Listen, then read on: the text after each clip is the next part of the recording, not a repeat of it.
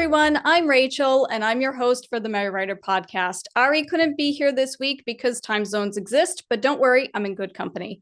This week, we're on episode 293 asking, who is Melanie Ansley? Before we start, if you enjoy the show, consider checking out our coffee page. You can follow the page for free as we have plenty of goodies for all. And if you're feeling generous, you can become a Merry Writer for just $2 a month. This way, you'll help keep the show going, and you'll also have access to bonus episodes and exclusive shop items. But of course, if that's not your style and you still enjoy the show, then please subscribe wherever you're listening if you're not already. Without further ado, Melanie, welcome to the show. Thank you for joining me. Before we begin the interview, please introduce yourself to our listeners and tell us how long you've been writing. Sure. Thank you so much for having me, Rachel. It's really great to be here. As you said, my name is Melanie Ansley, and I'm an author, screenwriter, filmmaker. So lots of hyphenates in there. I've been writing since I was a child, but in terms of being published, that was about 10 years ago when I first published Theo and the Forbidden Language. So I write YA fantasy mostly with some dark themes. So my first series is Book of Theo, which is a trilogy that's out and completed.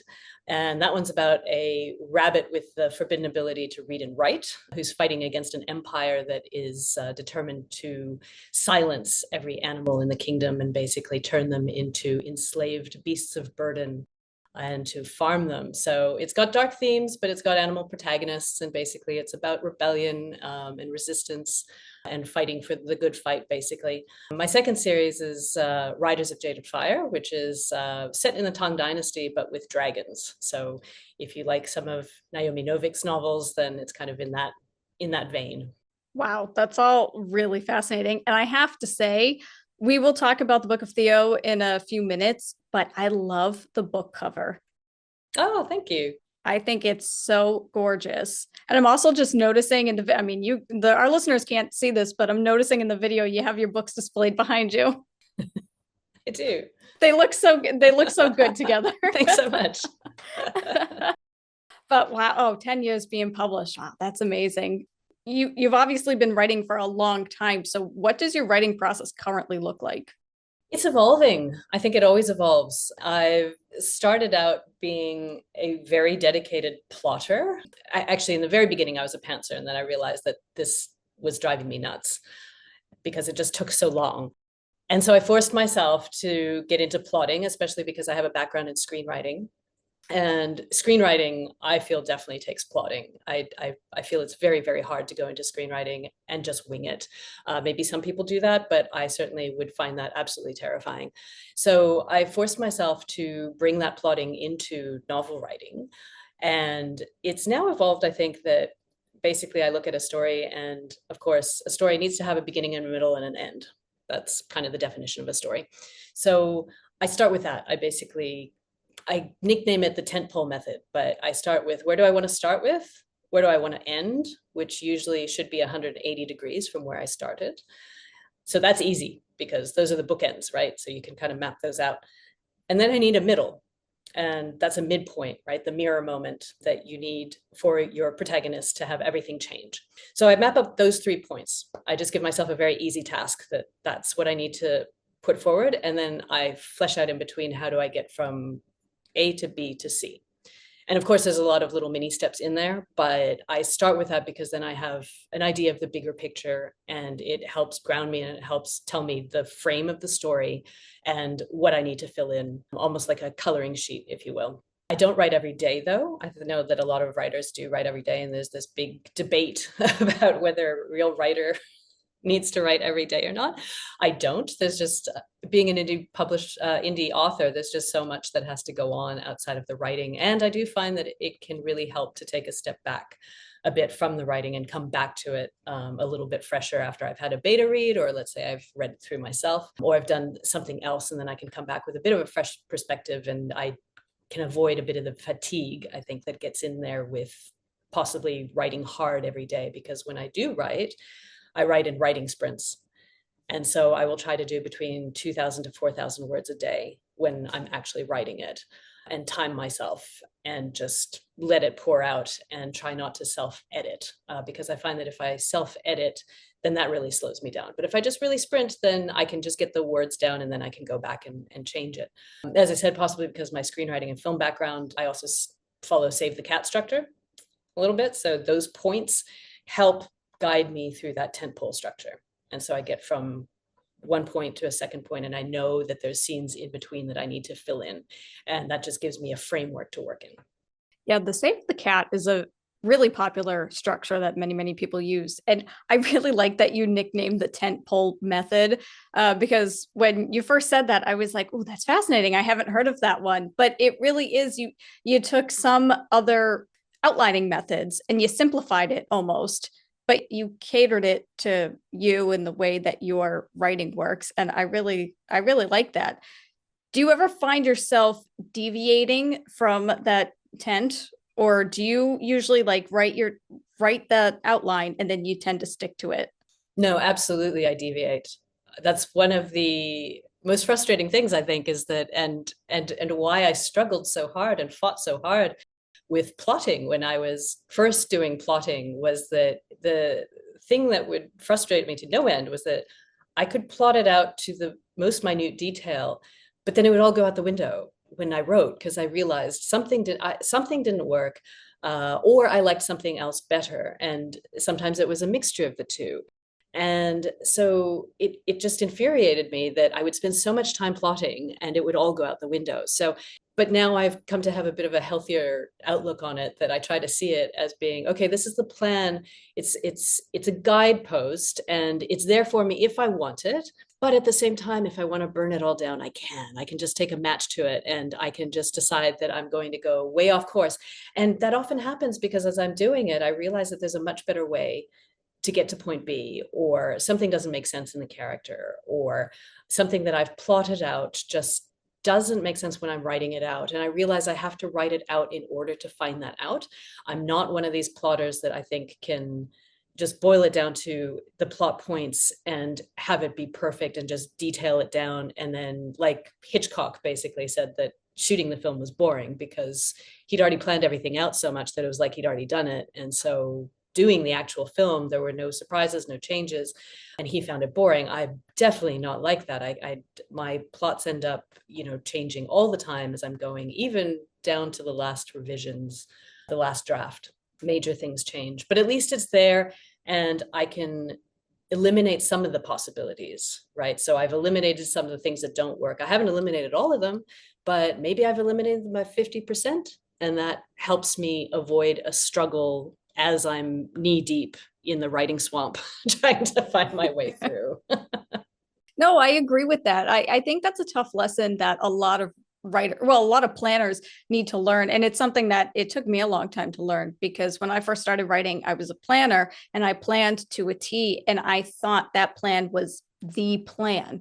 So when I'd start writing, I followed it. And when things didn't work out well, it didn't occur to me that, well, maybe something was wrong with the plan. I just thought, Right. well, this must not be a good idea.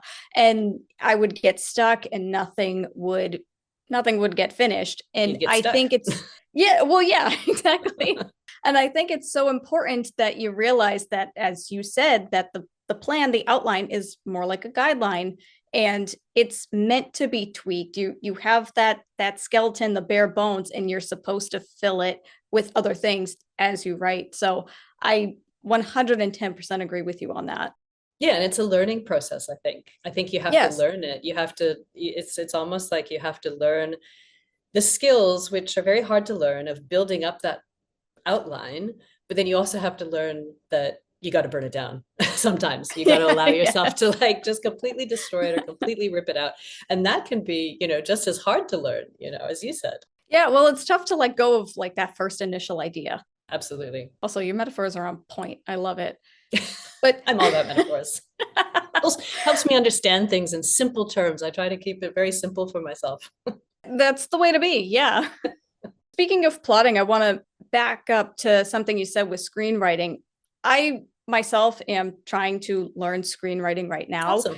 And I agree with you when you said that screenwriting has to be planned, because I feel like a lot of people take a script and they think that it's easier, if you will, than writing a novel because it's shorter and it's less words, less pages. But I feel like it's not easy to do. I mean, the format alone is a learning curve, but I agree that you have to plot it first. I use the Final Draft software, and they have the story beats and different outlines in the program for Yeah. and templates for you to use, which I love.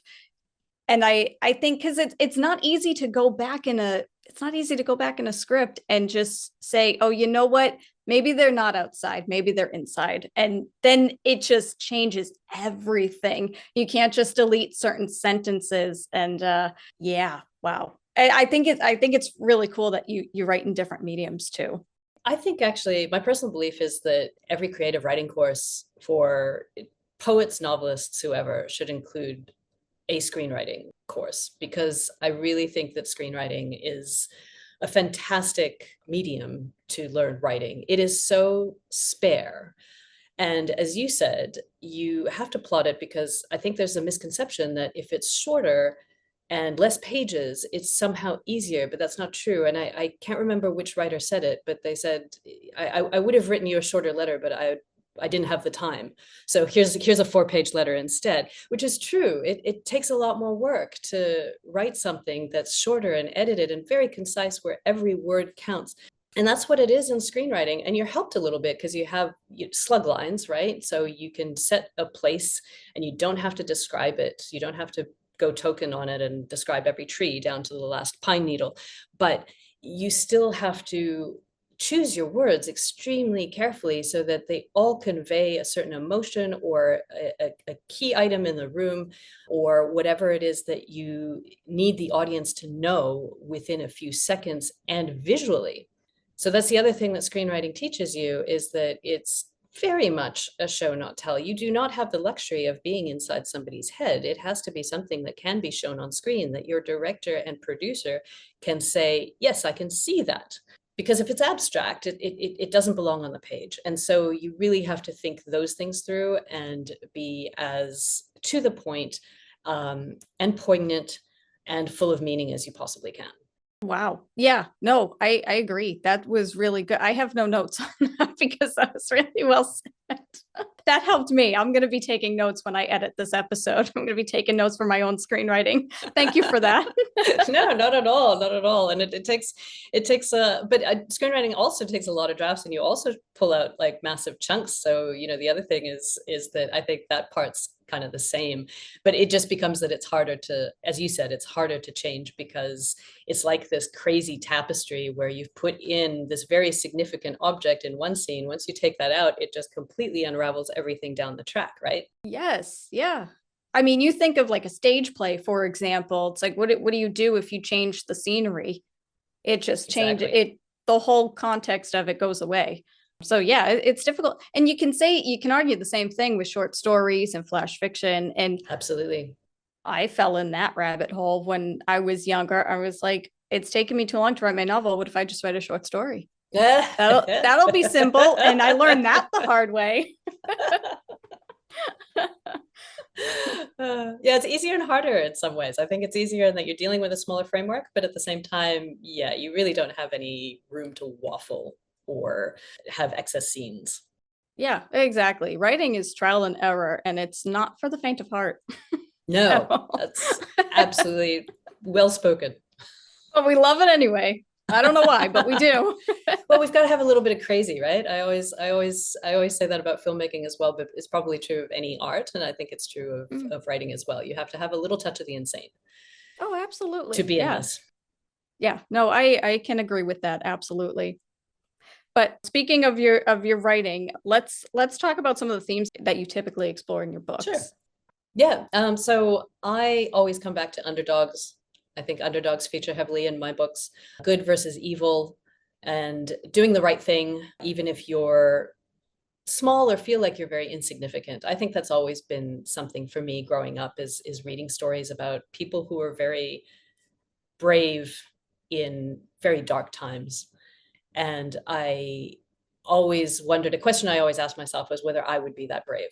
I think that's always been a mirror moment for me, if you will, that always comes back when I read stories, and I think, would I have the courage to do what this character is doing? And I'm not sure. And I think the world is full of people that would like to do courageous things, but maybe can't for whatever reason, or don't. And that's part of what makes things very, very fascinating as well. And also why people do the things they do is the flip side of that. Why villains do what they do, or why people do extremely horrible things to each other, is also something that I'm very, very fascinated by, because villains are never all villain. There's always some logic. There's always a part of them that feels like they're not a monster and that they're doing something really worthwhile. Lots of examples around us now.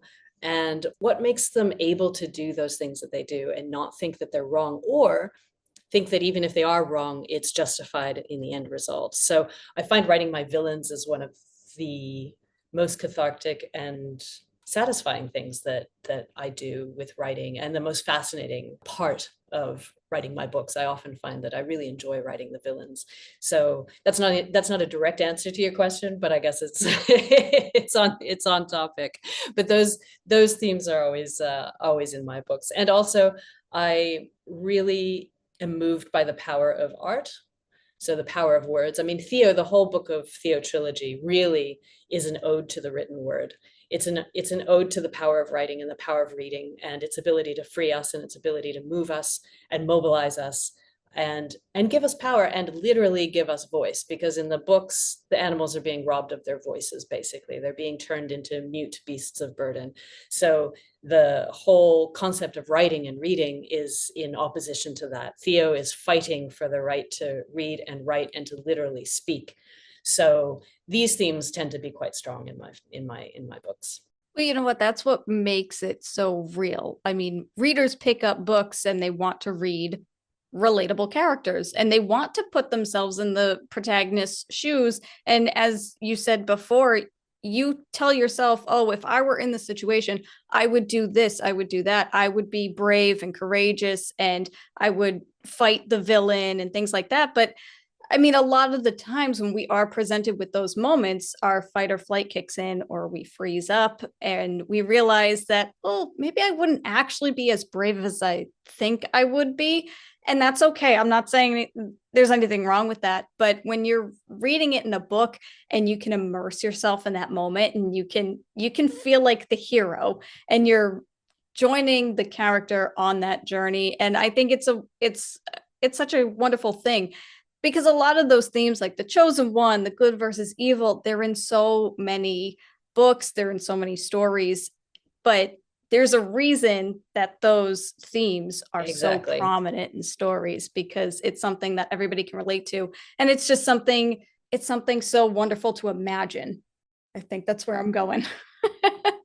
Yes, from a safe space. I think Yes. that's right. I think that dark fantasy gives us a space to look at some very, very ugly things, but in the safety of obviously being a reader and being somewhat removed, and examining things that probably we don't really want to examine in real life, because they really are truly very, very dark. And it's quite confronting, extremely confronting, to look at them and examine them and examine our role in them in real life. Yeah, exactly. And it's not an easy thing to do, and it makes it easier to view it in a book. And then you get thinking about the real world, and hopefully that inspires people to step up more and do something, do what they believe in, what's right. Absolutely. And hopefully the good news is that not all of us are being confronted by sword wielding creatures that are 10 times our size.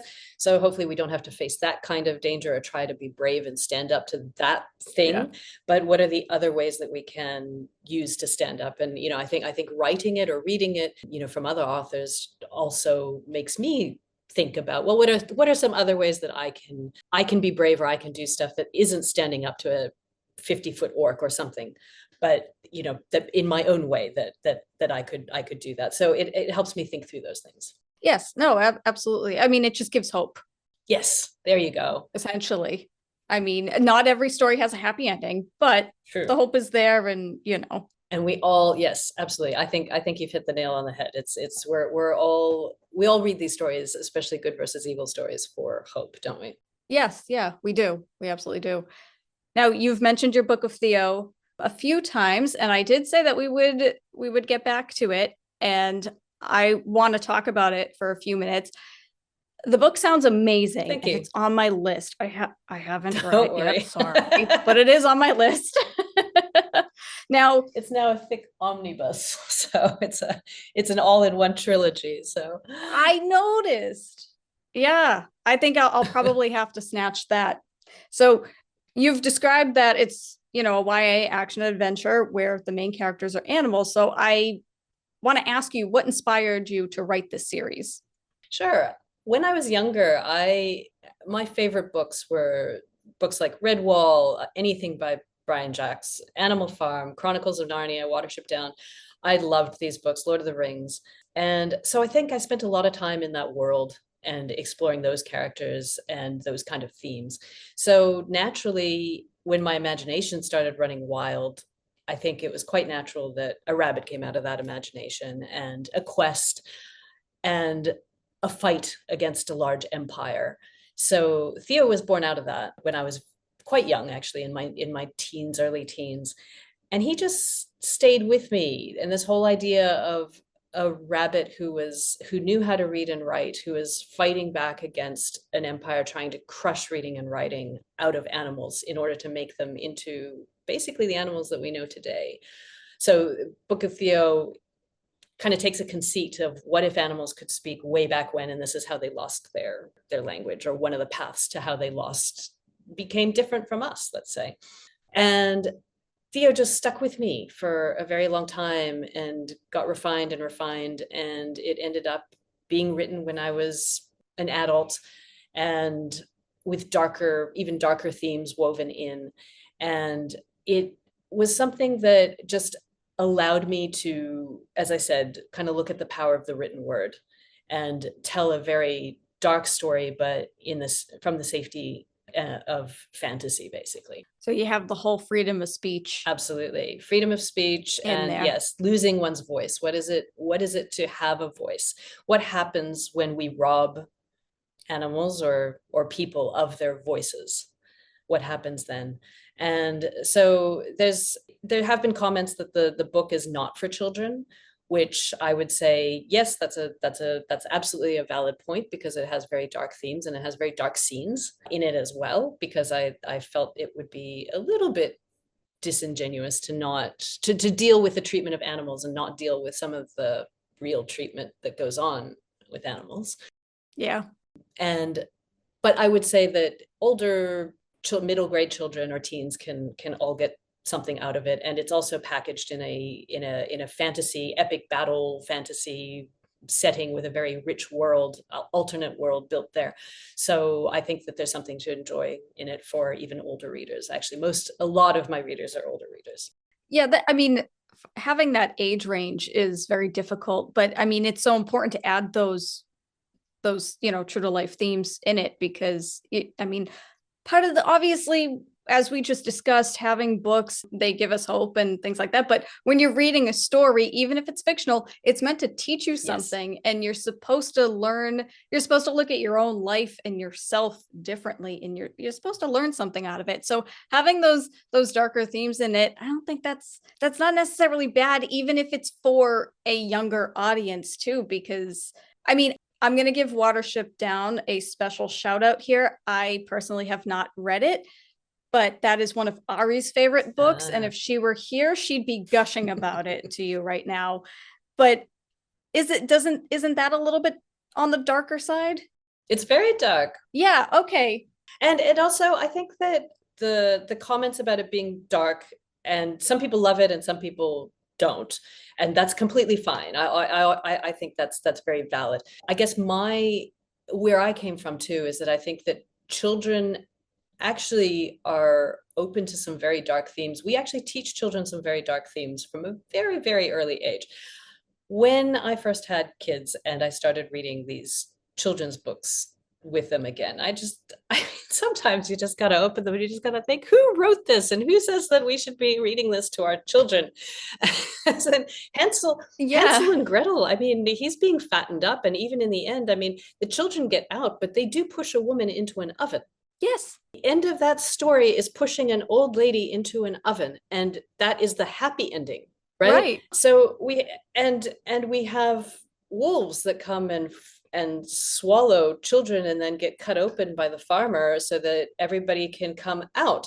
And that so when people say that Book of Theo is quite gory, I sort of point to that and say, well, we're kind of reading our kids these, these stories as well. I think they're actually they might not be quite as delicate as you think they are. And I'm not suggesting Book of Theo for a 5-year-old or a 6-year-old, but I think by the time they're 13 and they've had a bit of experience of the world and they know where their meat comes from and they know certain things about the world, I think that they're probably strong enough to handle some of these dark themes. And not everybody, of course, like everybody's the best judge of their child, and everybody's different. So I would never ever say, blanket, oh, this is perfectly appropriate for a 13-year-old. But I think that there are themes in there that like Watership Down. I mean, Hunger Games is kids killing each other in an arena for a dictatorship, also about a government that is trying to oppress them and rob them of their rights and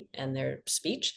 So I think there's a lot of dark themes going around that people will embrace if they're given a chance as well, which is why I didn't hold back as much as I probably could have in these books.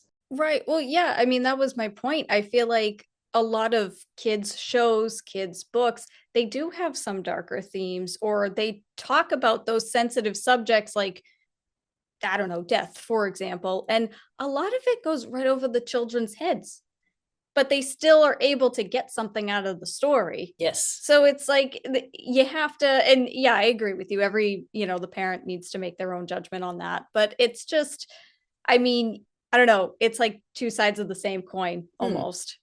But yeah, I think Book of Theo, I do look forward to reading that because it does sound really interesting. And now you have a couple of series out. You've talked about them before. I have Riders of Jade and Fire. Is it just the 2 series? Yes, and I did a short story for an anthology. That might be what you're thinking about. I did, yes. Nice. So I was invited to be part of an anthology that has about 18 writers in it, including lots of indie writers, including Eileen Mueller and Jasmine Young, and also actually Todd McCaffrey from Dragon Riders of Pern.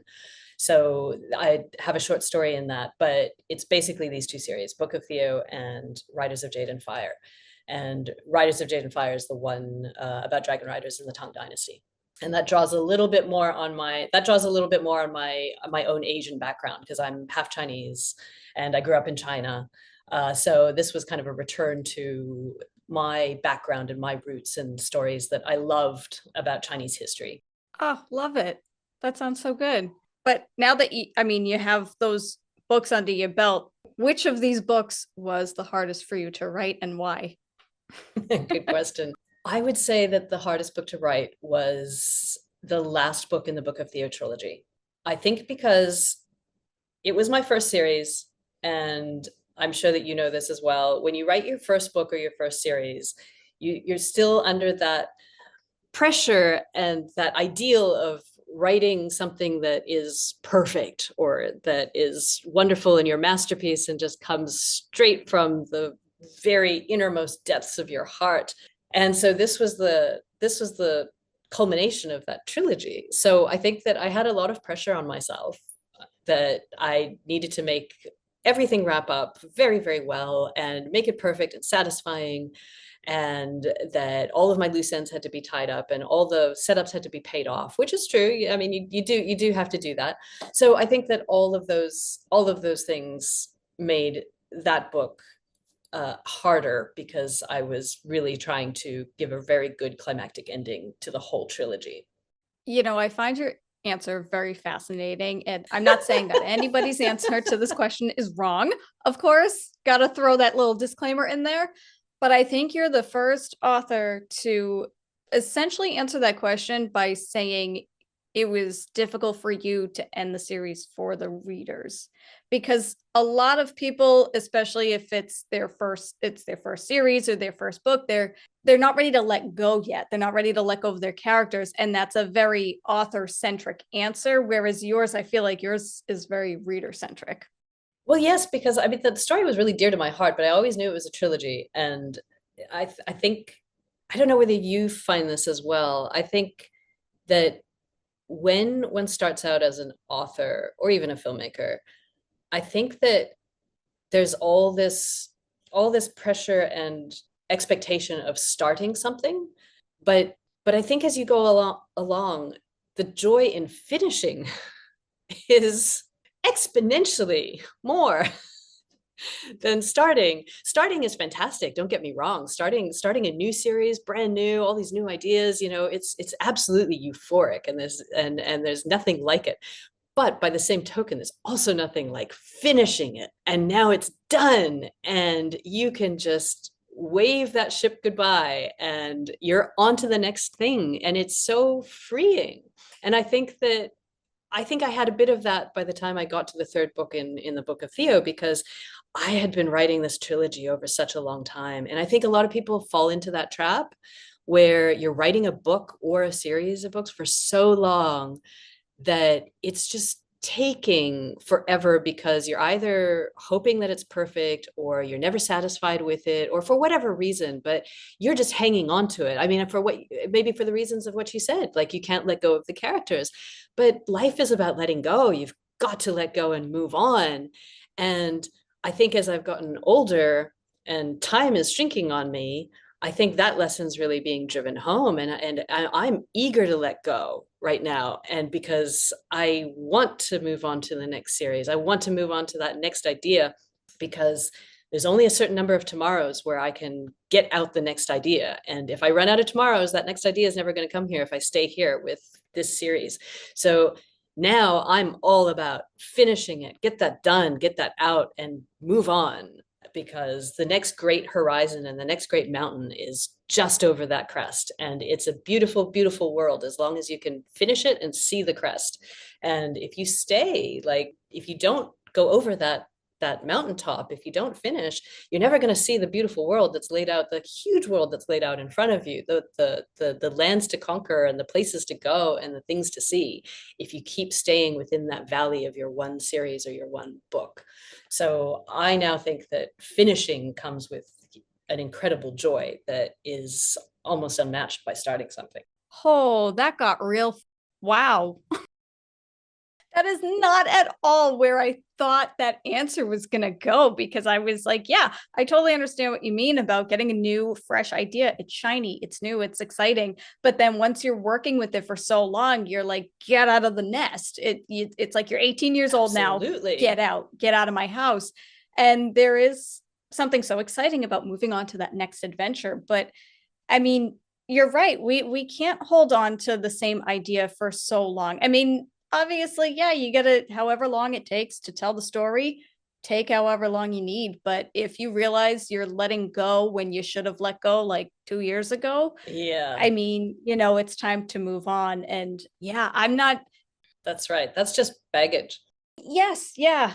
I'm not even really going to comment on that anymore, because I think you said that so well that I'm just going to leave Probably our just I listeners spoke with too that. long. But yes, I'll go with your version. No, not at all.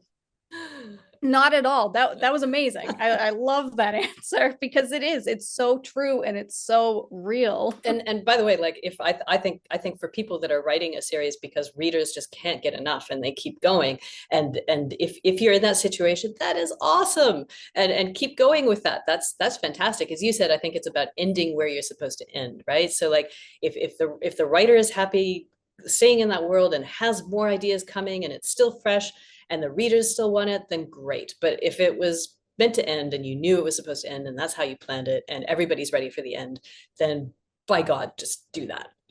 Yes, I think that's another tough lesson that most writers need to, or that all writers need to learn, is that the book is yours.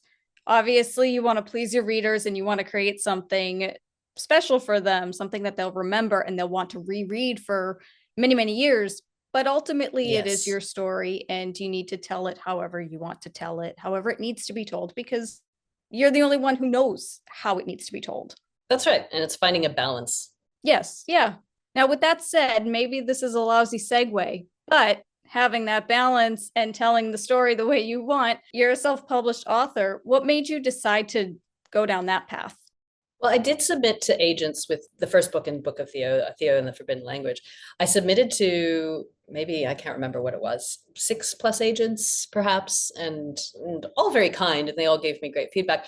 But at some point I said, well, I've got to come up with a deadline because I feel like in many things in life, waiting is kind of a type of slow death.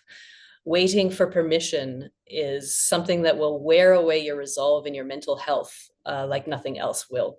So I started thinking about a deadline of okay, am I going to submit to 10 agents and then call it quits? Am I going to submit to 20 agents, 30, whatever it is? And I think at this point, I think the general consensus was that you shouldn't be sending to multiples. So you should be sending to one agent, giving them whatever it was, 3 months or 6 months, and then letting them reject you and then going on to the next one. So I did the math. I thought, okay, 3 months per agent, like with 30. Okay, if I go to 20 agents, oh my God, that's how many years of my life that I'm going to be waiting. And here's where my filmmaking background kicked in, because I've been an independent producer for, I'm not even going to say how many years. It's been a long time. And so every film that I've gotten off the ground has been hugely from my own and my husband, who's a director, our own initiative, basically. If we had sat around and waited for somebody to give us permission or to greenlight us, as they say, and give us all the money up front, I would still be sitting here today with not a single film to my credit. But because we took the initiative and because we never took no for an answer, we now have several films under our belt. They've played on Netflix, they've played at international film festivals, they've won awards.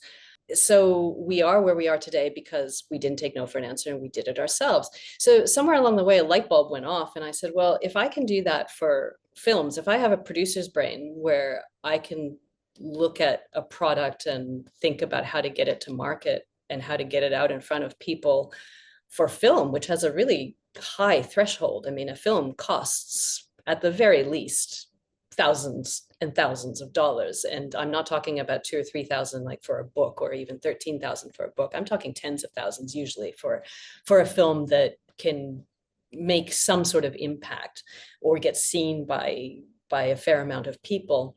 So I thought, well, if I can do this for film, which has this kind of threshold, why would I not do it for books, which has a much lower threshold?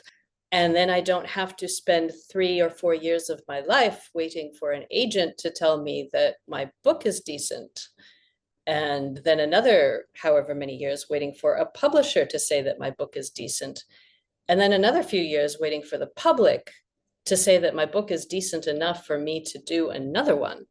Because I don't know whether I'm going to die of a heart attack tomorrow, right? So I might not have 6, 7 years to wait around for my book to get accepted by an agent publisher.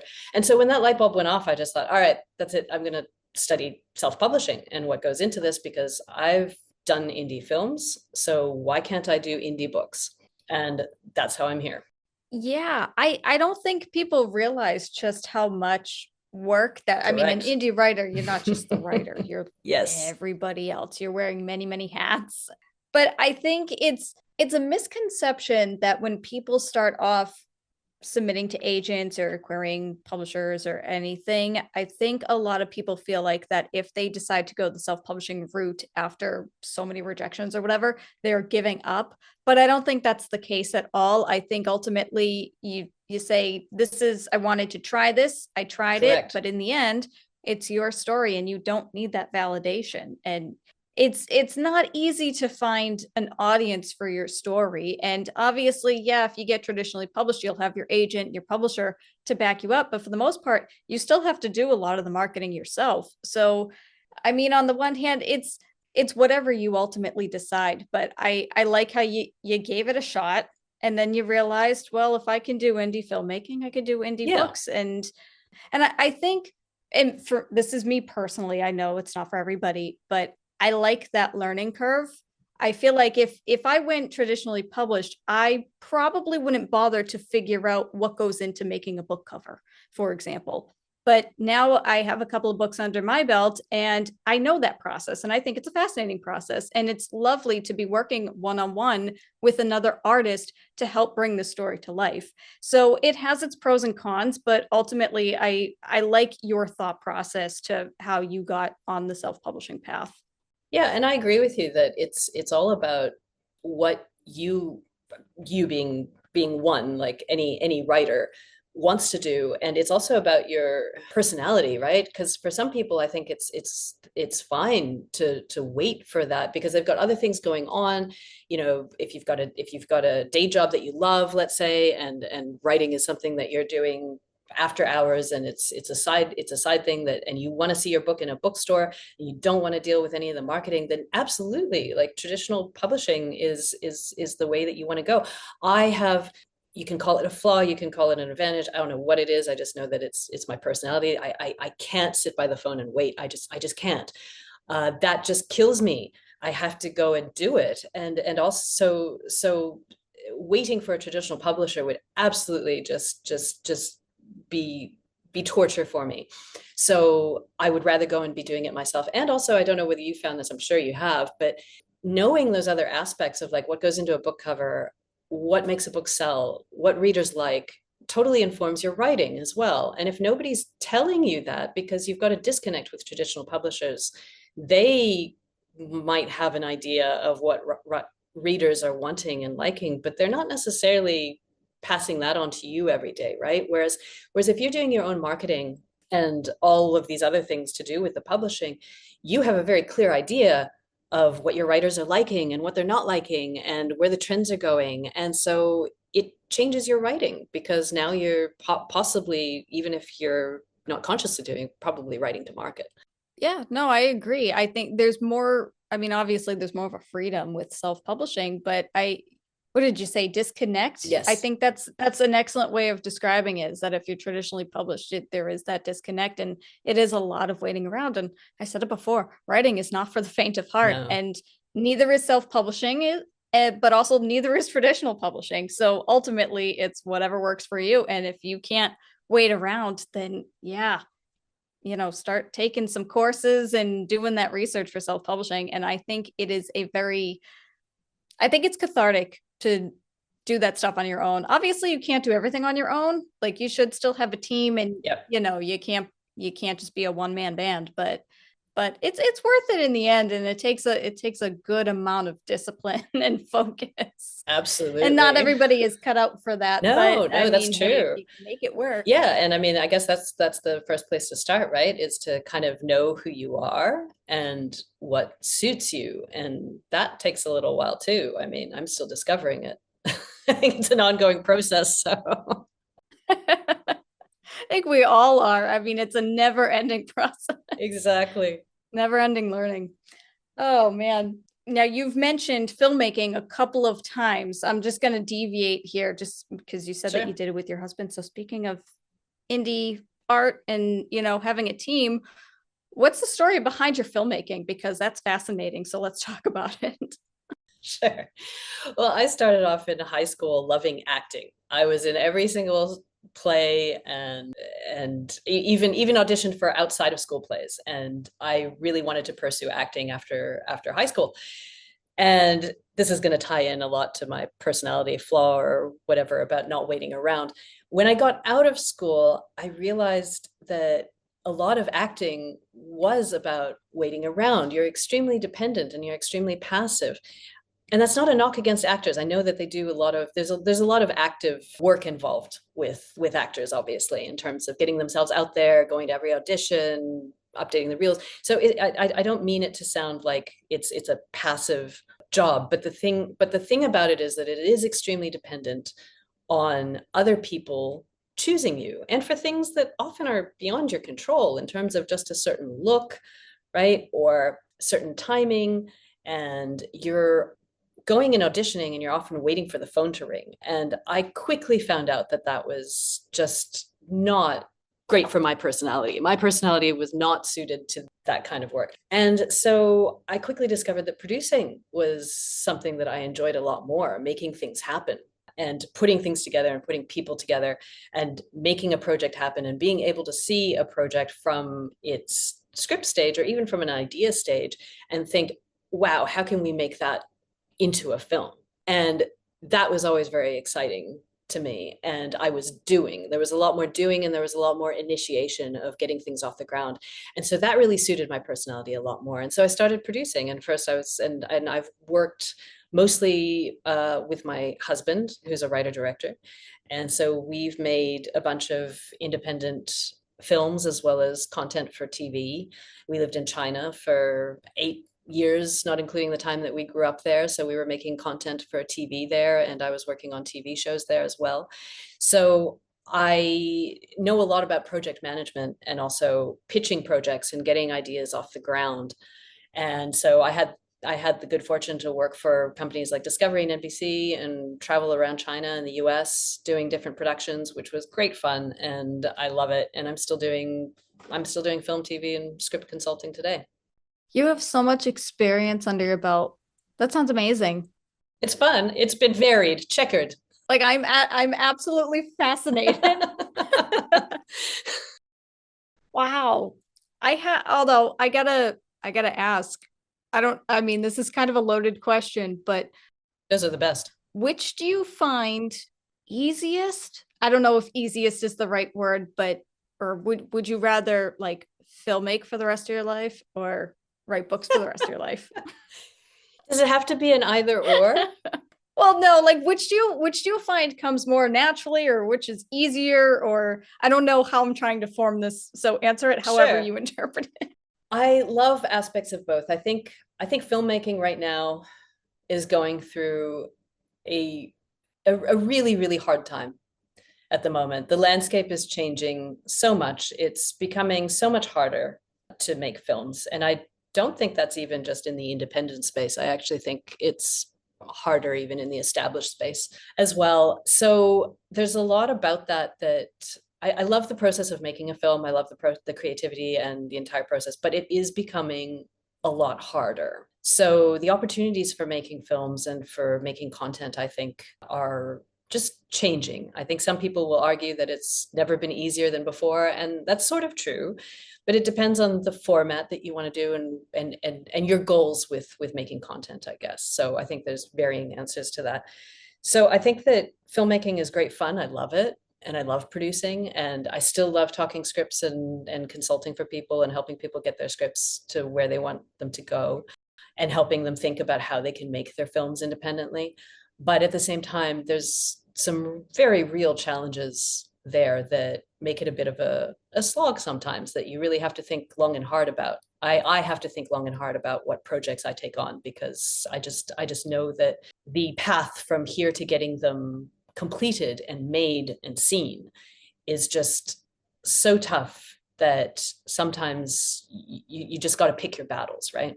Whereas one thing that's very freeing, I think, in indie publishing right now is it feels very much like a time in indie publishing that happened to indie film a long time ago, like in the 90s and 2000s, where anything was possible. I think there's still a lot of possibilities, and some people might disagree with that. I mean, there's a lot of conversation about indie publishing becoming harder and way more competitive, and obviously the golden age being over. But I feel like it's great coming from a filmmaking background, because I'm like, you think this is tough? You should go try it over in the filmmaking circle. My gosh, that's a pool full of sharks. Or as somebody on a podcast said it the other day, a screenwriter from Hollywood said, it's a knife fight in a phone booth. And that's exactly what I feel that the filmmaking today is. That's what it is. So when he said it too, when people like us step over, if people in film step over into the publishing world, we're just like, oh, this is so nice, and everybody's so warm, and you guys are all great, and we're all just going to hug each other and make books, and it's so lovely. And so I think that there is this kind of feeling here, which is so welcome and such a nice change from that I still think that there's a lot of possibility, and I see a lot of just a lot of opportunities in the publishing space that are very exciting to me. And you can take an idea from idea to finished book much more easily than you can in film. And that opens up just a lot more doors, and it's direct to, you have a direct access to consumer as well, which is much harder to gain in filmmaking. And I think that's really, really key, because as a writer, you have direct access to, or we have direct access to readers, and you can find them. In filmmaking, that is very, very hard. You cannot load your film onto Amazon directly. You cannot load your film onto Netflix directly. You cannot load your film onto any of these platforms outside of YouTube directly. But how do you monetize YouTube, right? So there's all these things that go into it that make it very, very different from indie publishing. So so this was a long answer to your question, but I really enjoy both. In an ideal world, I want to do both, but I recognize that at the moment, one has really huge challenges that the other does not.